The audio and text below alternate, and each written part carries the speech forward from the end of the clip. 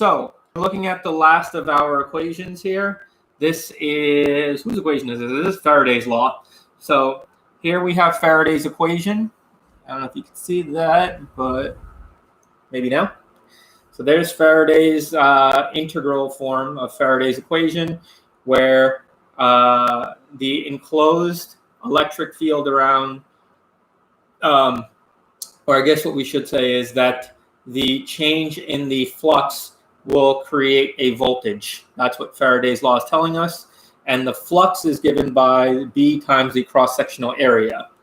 So this is the differential form of Faraday's law, written like this. And what can we do with it? So how did we come up with this idea right here? So I'm going to try to show you why this is equal to that using a concept that we've already learned. And that is, when we're talking about the curl, what we're talking about is the circulation divided by the area. So if you remember, I did something with the magnetic field and the curl. Now we're going to do the same thing. So this part right here is equal to the circulation over the cross-sectional area. So what is the circulation? It is the strength, in this case, of the electric field multiplied by the loop that the electric field will make. So over here is a picture of what's going to be happening. Here you have the magnetic field lines going in this direction, but they're changing magnetic field lines. And when you have a changing magnetic field line, you will produce an electric field that's going in a circular path here. And that would create a current.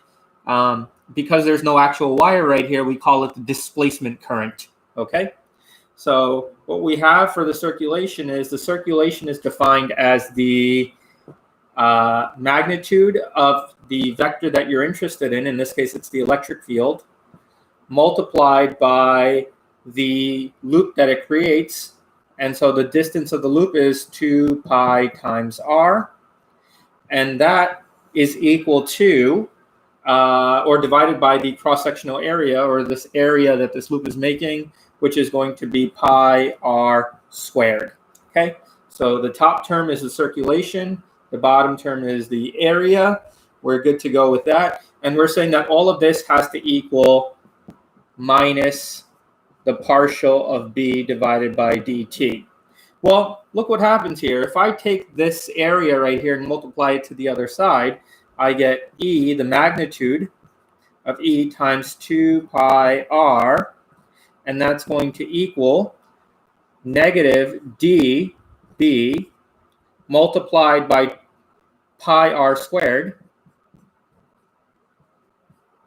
divided by dt. And on this side right here, we know what this is equal to. This is just B times the area. B times the area is the flux. So over here on this side of the equation, we get minus the partial of the flux, dB, dt. What about on this side? What's E times 2 pi r? Well, if I was to solve for E, right? I need a different marker. This one's running out of ink. Let's say we looked at a wire that had electric field in there, or a parallel plate, doesn't matter. And this side is positively charged, and this side's negatively charged. So we know the electric field lines are going in this direction here, E, and the distance between these two could be D. We know that the magnitude of the electric field, where can I write this? I'll write it up here. So the electric field magnitude, E, is going to equal the change in the voltage divided by the distance. So that's what happens with a parallel plate right here. And if we solve for the voltage, delta V, it's going to equal E times D. Well, look at what this is. This is just E times some distance. This is the circumference of the loop right here. So this times this is technically just the voltage. So what we get is a change in voltage, or the potential difference, is equal to minus the change in the flux. And that's what Lenz's law tells us anyways. So there's kind of our backhanded proof to this idea right there, that this equation works and we get what we wanted right here. Okay, so that was the last of the 4 equations. Now I want to show you, you got to see my face for this. We can't just stop right there. So now that we have all 4 of our equations, I've shown you the divergence. I've even shown you the divergence theorem. I've shown you the curl of B, and I've shown you now the curl of E, or the curl of E. That's right. Now what we're going to do is really understand why this is so important. We're going to understand why Maxwell gets so much credit.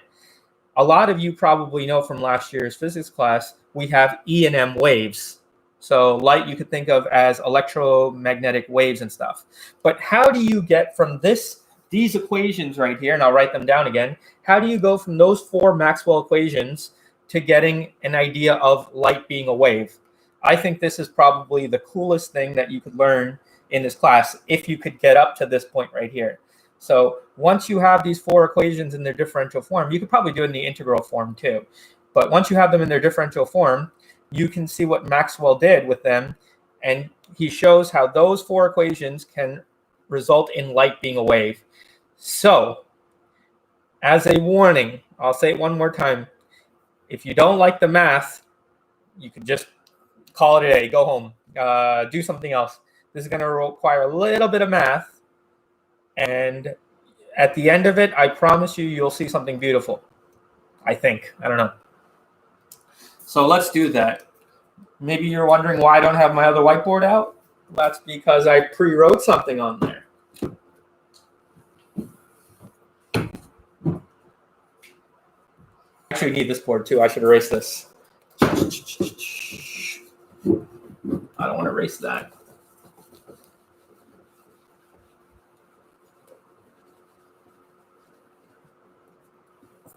So what do I want to do? How do I want to approach this? Let's do it over here. Why not? So here's what we know. And this is the title of our the YouTube live stream today.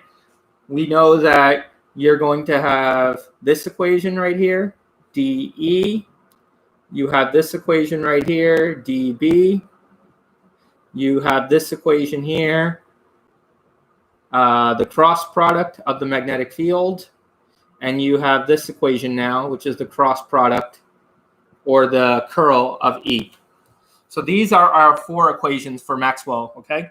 You should at least have this idea of what happens here. We know this is equal to 0. There's no magnetic monopole, so that term goes to 0. And then there's something that each of these is equal to as well, okay? What we're going to do now is something kind of interesting, which I really don't talk about too much. Let's say you have some charge somewhere right here, okay? This charge is going to emit an electric field, and it's going to emit, that's all it's going to do. If it's just a stationary charge, it emits an electric field. Okay, you follow that logic? We have a stationary charge. It goes electric field, let's say it's a positive charge, electric field goes out in all different directions. We good with that? If we take that charge and we move it at a constant speed, it'll create a magnetic field. Okay, we know that too. So that comes from these ideas right here. Now what we're going to do next is, instead of moving it at a constant speed, we're going to accelerate the charge. And this is the key. Let me repeat that. Which way am I looking? I don't know if I'm looking down here or here. We are going to accelerate the charge. And when you accelerate the charge, you are going to change the electric field. Now, wait a minute. If there's a changing electric field, you will get a magnetic field. That's what this equation tells us. But in the last equation that I just showed you, if the magnetic field changes, we will get an electric field. And so what's going to happen is, as you accelerate the charge, maybe you're doing it something like this, you're shaking it. If you're shaking a charge like this back and forth, it's going to create this acceleration on the charge. And the acceleration is going to cause a changing electric field. So imagine, where can I do this? I'll do it with my hands. Imagine you've got this field line right here. There's a positive charge right here in the corner right here. And you got a field line here, and then you got another field line going that way. Now, if you push it forward that way, then the field line's going to bump up a little bit this way. But this isn't going to, this field line over here somewhere a distance far away isn't going to experience it until sometime later. So you're going to have this, and there's going to be some differential in the field here as you accelerate the charge. It's eventually going to move this field line this way as well. But in the meantime, what's going to happen is this one's going to change first, and this one's going to change right after. That's what the acceleration does to it. So what's going to happen is you're going to have a difference in electric fields between a point right here and a point right there. And when you have that difference in electric field, you're going to be changing that electric field. You will get a magnetic field somewhere far away. So we have this electric field. It's going to change somewhat a little bit. And by changing the electric field, you're going to get a change in the magnetic field. And then as soon as you stop accelerating, the magnetic field is going to change back. And it's just going to be this back and forth oscillation thing that's going to happen here. So you're going to have this electric field going one way. You're going to have the magnetic field going the other way. And if you, I could tell you about this later if you want. If you accelerate the electric field, what's going to happen is the divergence for, I think I spit. What's going to happen is the divergence of the, oh man. Anyways, all right, composure. I need some water. It's dry. It's dry up in here. Okay, so remember what the divergence is. You have a little box, and then the field lines going in and the field lines going out. If they're different, there is going to be divergence. When you accelerate the particle, there is going to be no divergence in the electric field either. Okay. Now, there is a changing electric field, and if we have a changing electric field, that means we must have negative dB dt. We have to have that. That's what we just talked about at the very beginning of the lesson. This is the equation I just showed you. So if the electric field changes or the magnetic field changes, you're going to get this. Now, there's no actual current here, and at this point right here, the charge is somewhere far away here, and you're accelerating it. And we're looking at this point right here in space. What's happening at this point right here? Well, there's no charge at this point in space, and there's no current in this point of space either. So when we take the flux of this, remember there's a current times mu naught. We're not interested in that part because there's no current at that point. What we're interested in is in that current density, or the displacement current. And the displacement current is written as negative mu naught epsilon naught. Am I writing that correctly? Not negative, positive. Positive mu naught epsilon naught. And it's going to be a change in the electric field. A change in the electric field over dt. These are our Maxwell equations for an accelerating particle. For an accelerating particle, you aren't going to have divergence in the electric field or the magnetic field at some arbitrary point far away. So if we've got this charge right here and we're oscillating it, and we want to know what's happening at the electric field some distance away, we're just looking at it in this direction here. It's happening in all different directions, but we're looking at it in just one dimension here. What you're going to get is a change in electric field, which will create a change in magnetic field, and a change in magnetic field will create a change in electric field. And so this is what we're going to end up getting. Now, something to remember is that the magnetic field change is going to be perpendicular to the electric field change. Remember, if you have a current carrying wire, or if the electric field is changing, or if the magnetic field is changing in this direction right here, the electric field isn't going to be in this direction. It's going to make a loop around it, and that loop is perpendicular.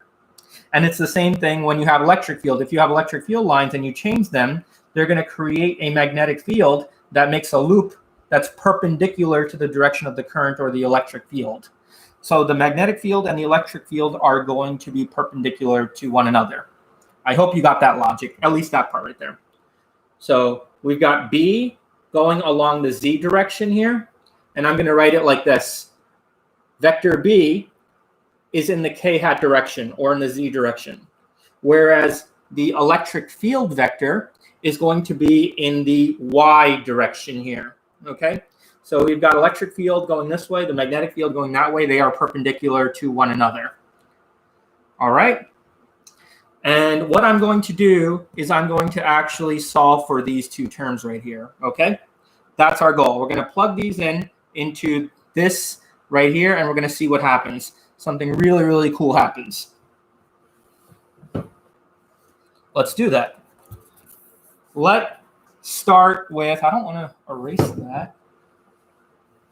Let's start with the electric field first, and we'll move on to the magnetic field. All right. So we're going to be doing this. This is what we know. The electric field as a function of x and t, I'm just rewriting this equation here, is equal to E parentheses xt in the j hat direction. And what we're going to do is we're going to take the cross product of this because we have this equation right here. So when we take the cross product of this vector here, what we're going to get is the I, j, k hat. Then we're going to have to use our del operator, which is going to be d dx, d dy, and d dz. And then over here for the electric field, look at this. The electric field is only in the j direction. Okay? So the electric field is only in the j direction, which means this is 0.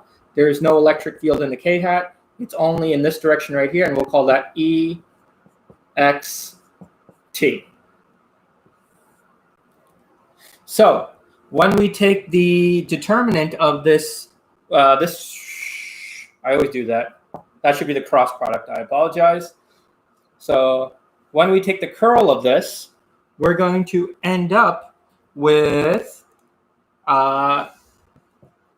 dE over dx in the I hat direction. Okay, so it's dE over dx. That's what we get for this value right here. But hold on. We said that the curl of the electric field is equal to negative dB over dt, and it is. So the curl, this thing, was equal to this, but it's also equal to this. So I can set those two equations equal to each other. So I'm going to say dE dx, dE over dx is equal to this term right here, minus dB over dt. Look at this. This is something really interesting that's happening here. I don't know if you realize that. You've got a change in electric field with position is equal to the negative change in the magnetic field with time. I'll tell you what this is called in a little bit, but we just did that. We took this term, we actually took the value of it, that was this, and we set it equal to this term right here. Now let's do the same thing with the magnetic field. So with the magnetic field, what's the magnetic field going to look like? I'll just be a little lazy here and we'll change just those values. So the magnetic field, B, as a function of xt vector, was equal to bxt in the k hat direction. Okay, I'm just writing down what I had over there before. And so this is going to be 0, this is going to be 0 because it's only in the k hat direction. And we get bxt. And so when we solve for that, we are going to end up with negative dB over dx, dB dx in the j hat direction. Okay? So when we did with the electric field, we ended up with the k hat direction. When we do the magnetic field, we get the j hat direction. All right. So changing the electric field will cause the magnetic field to change and the exact opposite. And this is the magnetic field here.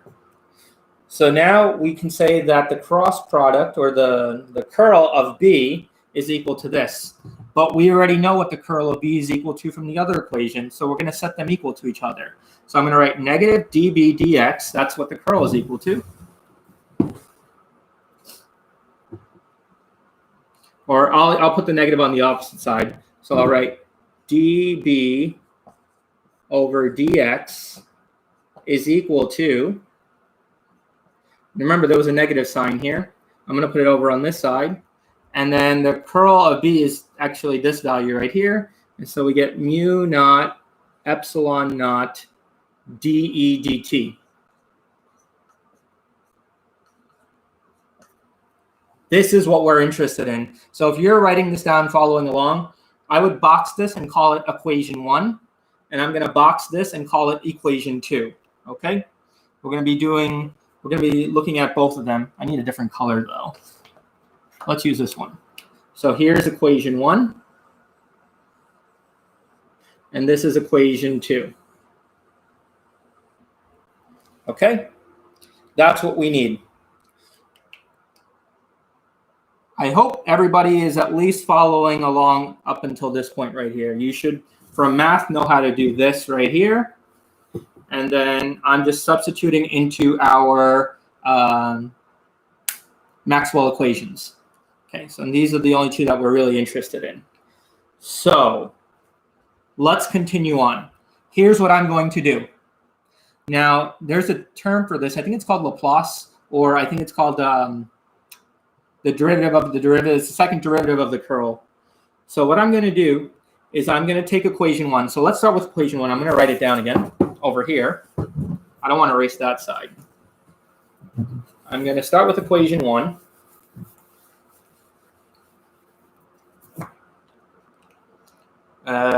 What color? Let's use black. So equation 1 is dE over dt is equal to minus dB over dt. Okay? That's equation 1. And what I'm going to do is I'm going to take a derivative with respect to, did I write that right? This should be x. Yeah, that's x. So what I'm going to do is I'm going to take a derivative with respect to this side of x and a derivative of x with respect to this side. So I'm just going to multiply both sides by the derivative with respect to x. So what we get is d dx multiplied by dE over dx. And over here, we get minus d dx multiplied by dB over dt. So that's what we have here. This just becomes the second derivative, and we'll leave that for now alone. We'll put this in at the end. Over here is where it gets interesting. I'm going to do some what I call funny math, but it works. What I'm going to do is I'm going to take the b that's in the ddt, and I'm going to do a switcheroo here. So what we're going to end up with is negative d dt of dB over dx. So I'm just taking the b and multiplying it to this side instead of that side, okay? And there's a reason for why I'm doing that. There's a reason why I want it to be dB dx, and that's because, whoa, everything is falling. Everything is beautiful, but everything is falling. That's because dB dx is equal to this right here. So I'm going to replace the dB dx with minus mu naught epsilon naught dE dt. Okay? So what I'm going to do is we have negative d dt, and then this term becomes mu naught epsilon naught dE over dt, like that. All right, so I'm replacing this with this term right here. Now, the mu naught and the epsilon naught can come out of the integral. Let me just make sure I have everything correct there. Oh, I forgot the negative sign here. Let me just show you why. dB dx is a negative mu naught, so we got to put the negative sign there as well. So let's put that in the parentheses. Well, that's nice because we have a negative outside and we have a negative inside. They cancel out. And then we're left with mu naught epsilon naught. Now, the negative signs have canceled out. And we have d dt and d dt over here. That's just the second derivative. So what we get is d squared e over dt squared on this side. And over on this side of the equation, we just got to work this out. So this becomes d, this is the second derivative with respect to x now. So over here we get d squared e over dx squared. This is what we're after right here. And I'll show you why this is important once I finish the magnetic field version of this as well. So I'm going to take this equation that we just wrote down, and I'm going to just put it over there so we have it, and then we can work out the magnetic field. Now, if you're doing this along with me, go ahead and do the same thing for equation 2. So this is equation 2. And what I want you to do is take the dx on both sides and repeat what I just did over here. Okay? So go ahead, work that out as I erase this and start over again with the same thing. Where can I write that? I'll write it right here. So we get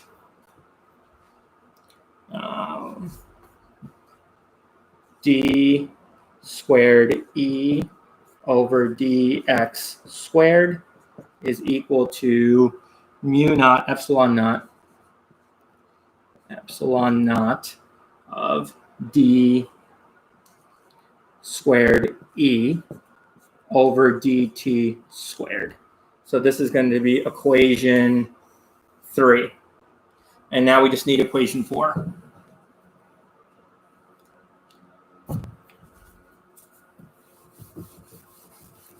All right, so as you're doing it, I'm going to work with you now. We're going to start with equation 2, which was dB over dx is equal to minus mu naught epsilon naught dE over dt.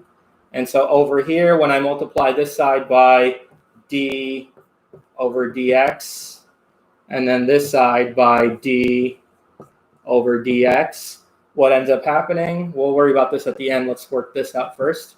So this side becomes negative mu naught epsilon naught, and we're going to flip these. So we have a d dt, and we have a dE dx, like that. And then we're going to use equation from here for dE dx. dE dx is given by negative the change in magnetic as a function of time. So you end up with negative mu naught epsilon naught d dt of negative dB over dt. That's what this term is equal to from equation 1. And we can do a little bit of cleaning up. Over on this side, we end up with d squared b over dx squared. And over on this side, the negatives cancel out. So we get mu naught epsilon naught, and we get d, and this is a second derivative. So it's d squared b over dt squared. So that's our last equation there. And I'm just going to write that down really quickly. Just give me 1 second so we can have everything all in one nice picture. I don't need this anymore. I don't think so. Yeah, I don't need that anymore. So the last equation is going to be d squared b over dx squared was equal to mu naught epsilon naught of dB squared over dt squared. So that is our second equation.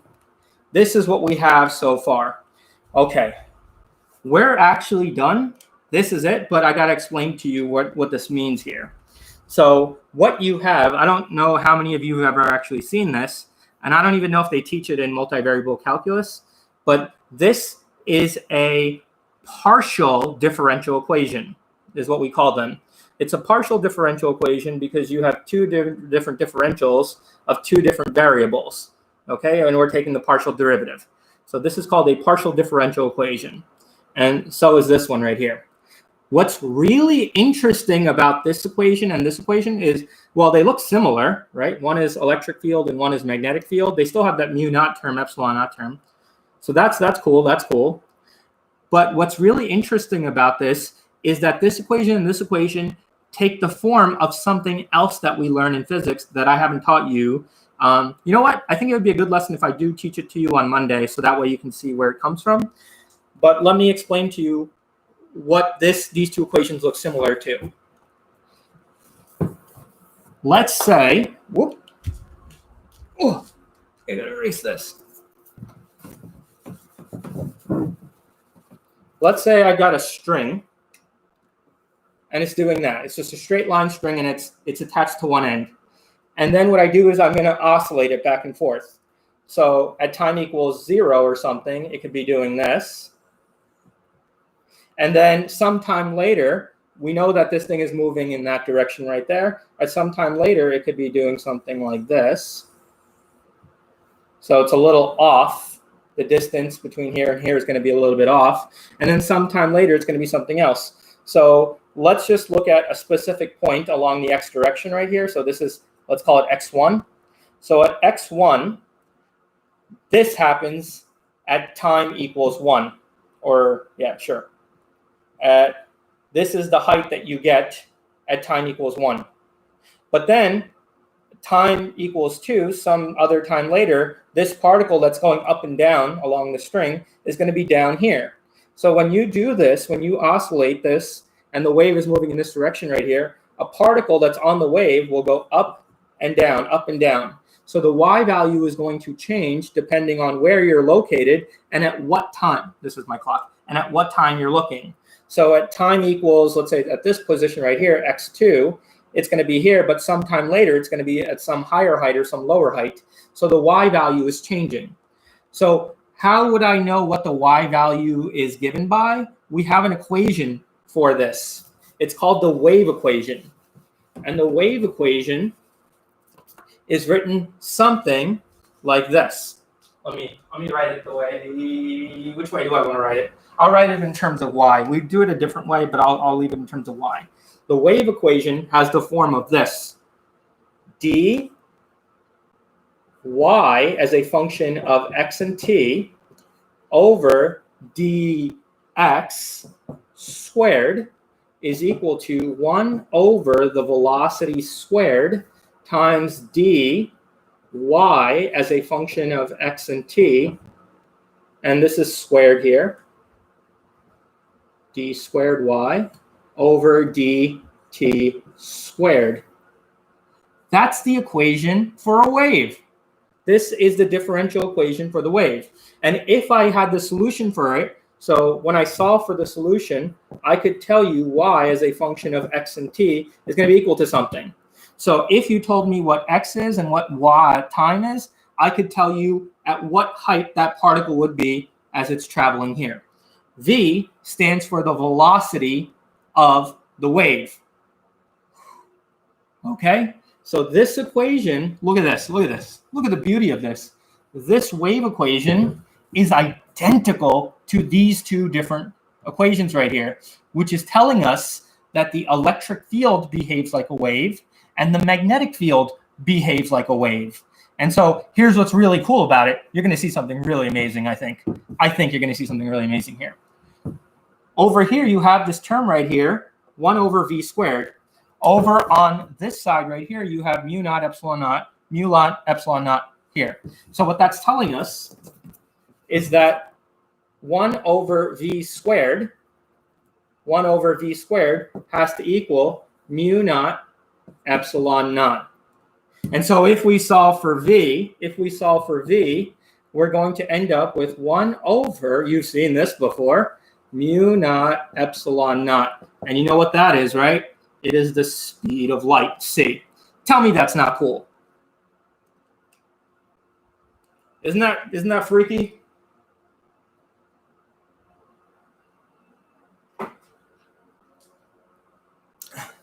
Nothing? Nobody thinks this is amazing right here? This is so beautiful. You kidding me? Thank you. But there's more. we're gonna expand on this idea, and you're gonna see something else that we've seen before as well. So this is getting pretty cool here. Think about where we started. I started with the differential forms of Maxwell's equations. I put a point there, and then I started to extrapolate some information. And what I ended up with was this wave equation, okay? We've got two different wave equations here. So the question then becomes, what does the question become? It becomes, what does the solution of our wave equations look like? So for the electric field, we want to solve for E as a function of position. And we're talking about E, we're talking about the amplitude of the electric field. So this thing right here is going to oscillate back and forth. And I'll draw out the picture in just a bit right here. Instead of the Y's, we're calling it E. And E is the height that's going up and down, back and forth along this direction here. And B is going to be the height of this that's going back and forth. So what is the electric field as a function of time? The general solution to this partial differential equation is written like this. So the general solution is going to be E as a function of x and t is going to equal E max, that's the amplitude, multiplied by cosine of k times x multiplied by, well, subtracted by omega t. So that's the solution for this. And then we do the same thing for the magnetic field. B as a function of x and t is going to equal B max cosine of kx minus omega t. And if we were to do the wave on a string, like the one I showed you before, if it's an actual string, the equation would be y as a function of x and t is just equal to the amplitude, which is y max, cosine of kx minus omega t. Okay, so that's what the string will look like. And you know what? I think as a good idea on Monday, when we come back from all this, I'll actually show you the proof behind the wave equation. So that way you're not just taking my word for that, that's the wave equation. We'll actually do the mathematics behind this. And you'll see the beauty of that. But for now, here's what we have. We have this and this. What else can we do? All right, well, what's k and omega? K is called the wave number. So k is equal to the wave number. And that's just equal to 2 pi over lambda. Okay, that's just like the whatever that value that you do with like periods and stuff. And then omega, we know what omega is equal to, I hope. That's called the angular frequency. And the angular frequency is similar to this, except it's going to be 2 pi multiplied by the frequency. Okay, so we have k and omega. We have the wave number and the wave frequency. And here's what I'm going to do. I'm going to take the wave frequency, that's omega, and divide it by the wave number. So what do we get? We get 2 pi times the frequency divided by 2 pi divided by lambda. And so the 2 pi's cancel out. And what do we get? We get the frequency multiplied by lambda. And that is just the speed at which the wave travels. So the frequency times lambda is equal to the speed. Remember this right here. And I guess I'll write it over here because we're going to use it. So omega over k is going to equal the speed v. So when we do this over that, that's what we're going to end up with. All right? Okay. We're getting there. We're getting there. I promise you we're almost finished. Now, the last thing I'm going to do is this. We'll do it for both cases. Since I have this general solution right here, what I'm going to do is go back all the way to the beginning. And I'm going to substitute it into equation 1. And I'm going to do it again for equation 2. Okay? So I'm going to do this for equation 1. And I could do it again for equation 2 as well. And let's see what happens. So I'm going to take the partial derivative with respect to x for the electric field. So I have to take the derivative with respect to x of this. And then I'm going to take the negative derivative with respect to time of this term right here. Okay? I promise you something cool is about to happen. So we have d dx of the electric field, which is E max cosine of kx minus omega t. And on the other side, it's equal to negative d dt of this term right here, which is B max cosine of kx minus omega t. So this is just equation 1 that we had from before, and we're going to take the derivative of each thing. So if I take the derivative of this side, we end up with negative, it's with respect to k, x, so the k comes out. The derivative of cosine is negative sign, so we get negative k times E max cosine of, not cosine, sine of kx minus omega t. Okay, so that's the derivative with respect to x. And over on this side, when we take the derivative of this, you got to be careful. You have a negative here. You're going to get a negative from this term right here because the derivative of cosine is negative sine. So we'll get a negative, negative. And then since we're taking it with respect to time here, there's a negative w that we're going to pull out too. So we get a negative, negative, negative. That becomes a negative. Negative times a negative times a negative, right? So we get negative w times B max sine of kx minus omega t. So that's what we end up with there. All right, well, look at this. You got a negative here. That cancels out. You have a sign here. That cancels out. And then what we're left with is k times E max is equal to w times B max. Well, look at this. I'm going to divide both sides by b. I'm going to divide both sides by k. And we're left with E max over B max is equal to omega divided by k. Well, what's omega divided by k? Omega divided by k is the velocity. And you know what that velocity is? It is the speed of light. And something else that's beautiful is we've seen this equation before, haven't we? When we did, what's that guy's name? Lorentz equation. When we did the electric field divided by the magnetic field, we ended up with velocity. And in this case, you get the speed of light, c. So, and this works for anything. This is just at the amplitudes, but we could generalize this and say that it's going to work for some electric field divided by magnetic field at that same position in time is going to give us the speed of light, c. Okay, and if you forgot Lorentz equation, I'll do it. Why not? Why not? We got time. So Lorentz equation was the electric force minus the magnetic force was equal to 0. And so the electric force was Q over E minus QVB, where V stands for the velocity, and that equals 0. The Q's will cancel out, and we get E over B is equal to V. So that's what we talked about in the beginning, but now you can see how it's all related. Beautiful. Mwah, mwah. So beautiful. So what we've established here is that the electric field is behaving like a wave, and the magnetic field is behaving like a wave. And there's one more thing that we'll need to do here, and it's this.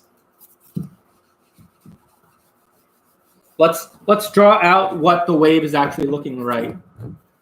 So over here, if this is my electric field, I have to, do I want to erase anything? Yeah, I got to erase this to show you the beauty of it. Oh, I don't want to erase that. I'll draw it over here. Oh, so we have the x component going this way, and we had the y component like that. So this was the y direction, this is the x direction, and this is the z direction. So here's what we're seeing here. The magnetic field is moving along the z direction. What I would see is a wave that's going like this in the z direction, and this would be the magnetic the strength of the magnetic field going along that way, and perpendicular to it was the electric field. So the electric field was going like this, and then it's moving like that. So it's kind of perpendicular. It's kind of hard to show here, but there would be a wave that's perpendicular to this, and where this is 0, that's 0, and it's going to be like that. It's like slanted. How am I going to? Oh. Like that. Okay. And this is on a different plane. So the electric field is moving perpendicular. So the electric field is like that, moving in this direction, going back and forth like that. And the magnetic field is going like this, up and down, and they're perpendicular to each other, and they're moving in this direction right here, in the x direction. And how fast are they moving in the x direction? They are moving at the speed of light c, going that way. And that's where you get your electromagnetic radiation from this. From a moving charge, an accelerating charge, if you accelerate the charge, you will produce light. And it comes in this form right here. And there's two things that are going to be important here. It's going to be how fast is the electric field changing or the magnetic field changing. And that's going to be dependent on the frequency. So we could have made the electric field like this, or in the magnetic field, or we could have had it, so the electric field could have been like that, or it could have had a really small frequency. That's going to be important because it tells us the energy of the light particle. And I could do the same thing with the magnetic field as well. So that gives us the energy of the particle or the photon, which we'll talk about later. But there's another type of energy, sort of, and that has to do with how big the amplitude is. So we could have the electric field like this with some frequency, or we could have it like that with the same frequency, but much bigger. And that's going to give us something else. That's called the intensity. So how intense depends on this amplitude right here, how big this wave is going to be. So you could take the electron and do that and accelerate like that, or you can do it like that. And if you remember from physics 1, when you do this, right, the larger the amplitude, the more energy the wave carries. So the higher you go like that and you go up and down, the more energy the wave is going to carry. In this situation, it's not true so much.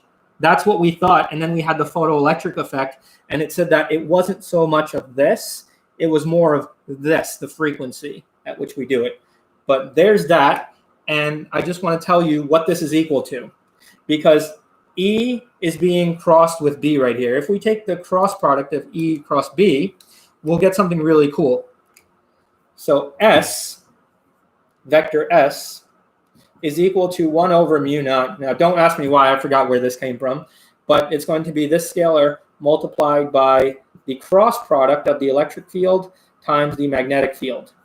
Whenever you take the cross product, you move perpendicular to both the first vector and the second vector. So you're moving perpendicular to E and B, and that's what C is doing. So C is moving in the direction of vector S, not E or B, but vector S, and vector S is called the pointing vector. And you spell pointing vector, I always forget, is the P-O-Y-N-T-I-N-G, the pointing vector. So the pointing vector, did I spell it right? Who cares? That's what the pointing vector equation gives us. Now, if E is perpendicular to B, we get something really nice. We will get that S is just equal to E times B over mu naught, where this is the magnitude. And sine of 90 degrees is 1. So when you take the cross product and you want the magnitude, you just do E times B times sine theta. If this and this are perpendicular, sine of 90 degrees is 1. This is what we end up with. Okay, but that's not what we're interested in. What we want is, we could write this one more time as this. E, I want to make sure I write this right. E squared over mu naught times C. Mu naught times C. So I'm going to replace B with one of the equations that I wrote down before. E over B was equal to C. So what I do is I solve for B and I substitute it into here. I get this term, and we could write this as E max. So this is at the maximum. And we could write it again for the magnetic field, and the magnetic field would be written something like, oops, I'll write it like E for now. C times B squared over mu naught. So that's what the magnitude of the pointing vector is. Why do I want to tell you all of this? Why am I even describing this? Because on a hot day like today, you put your hand out, the sun's going to hit you, right? The sun's going to hit you with some radiation. It's going to be this pointing vector that's hitting your hand right here. And that's going to be in the form of the intensity, which is the power that the sun is delivering on some surface area right here. And so the intensity is what we're after. The intensity is just equal to the average of the pointing vector. Now, because it's E squared, E is a sinusoidal wave, right? E is a sinusoidal wave. So when you square it, that's not going to give us the average. All it's going to do is do this. Instead of going up and down like that, it's all just going to be in the positive x direction versus the y direction instead of that. So that's what the square looks like of a sine value. If you want the average, you have to take half of it. So the average of S is going to be given by E maximum squared divided by 2 times mu naught epsilon naught. And I'm taking half because it's the square of this is the new amplitude, and the average would be half of like the square of the sine function here.